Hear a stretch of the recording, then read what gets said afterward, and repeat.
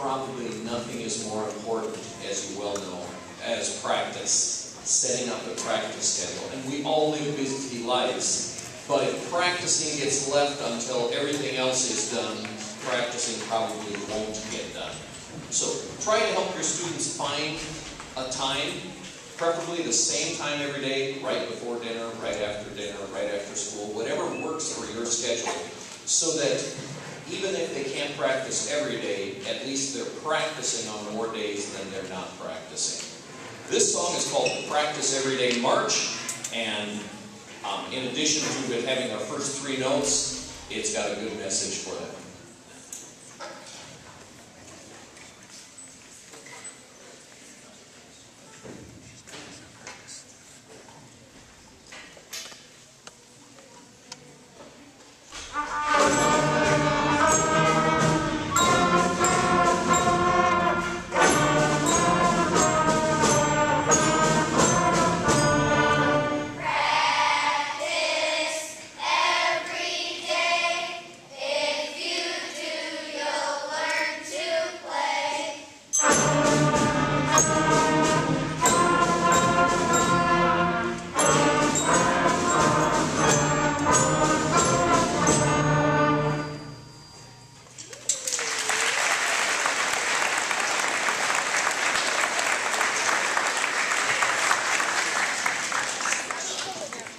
Thank you.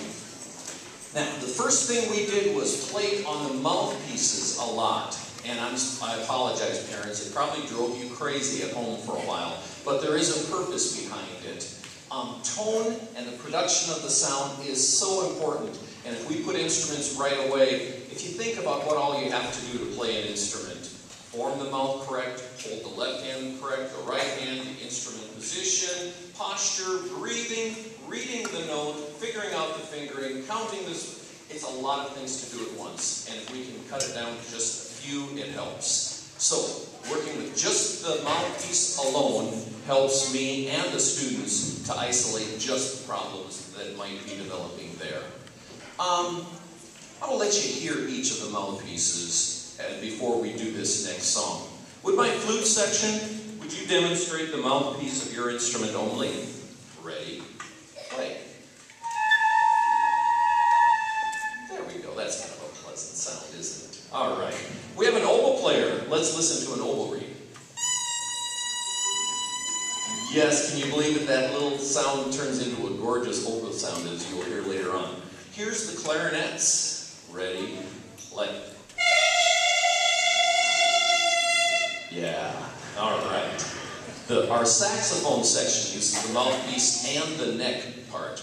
Ready, play. Good.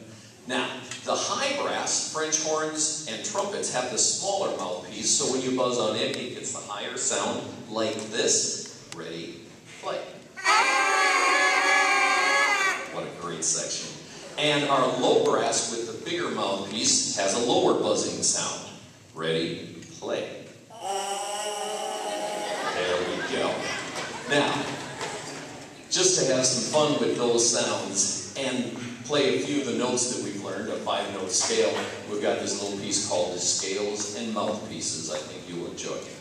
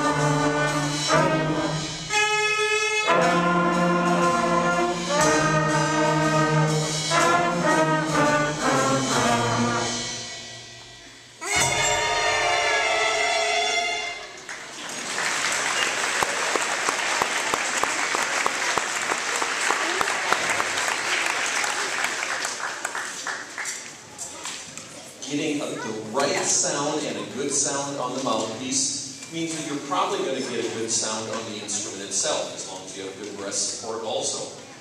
So that you know what to listen for at home, I'm going to ask one student from each section to stand up and demonstrate good tone for that instrument. By the way, one of the great things about this book that they've been using is the CD, and it has excellent examples of what the tone on just the mouthpiece and the whole instrument should be. So use these CDs, even though we're going on to the next book, continue to use the CD and the pictures in this book to help form the right embouchure, face muscles, and the right posture and hand position. Flutes. Anna is going to demonstrate a good tone on the flute.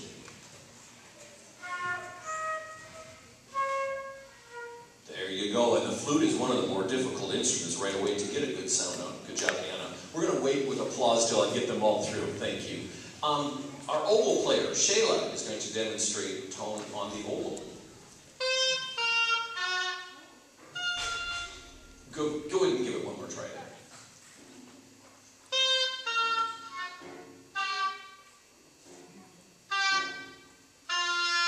There you go. All right.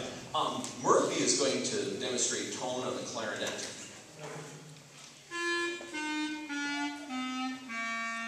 Very nice. Danielle is going to demonstrate good tone on the saxophone.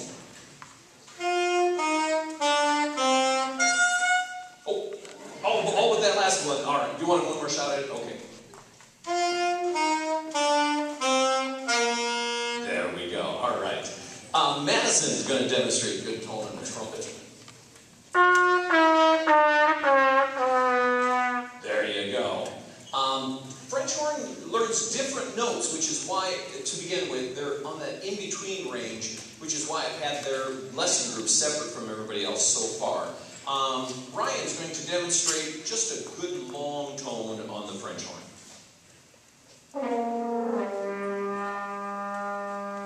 There you go. All right. Back in the trombone section, Gabe's going to demonstrate good tone on trombone.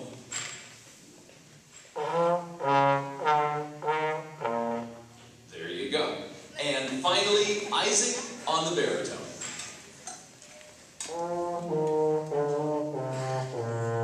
Good job. Why don't you give these guys a good round?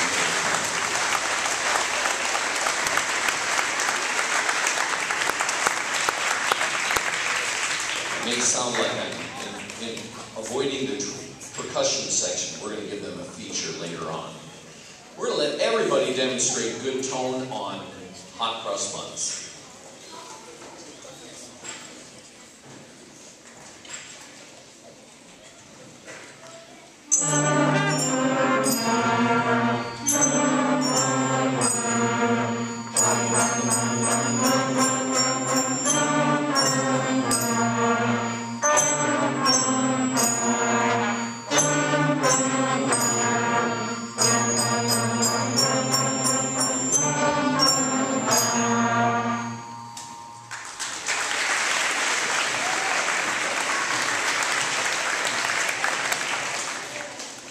Tell students tone is the most important, and the second T word we work on is tonguing.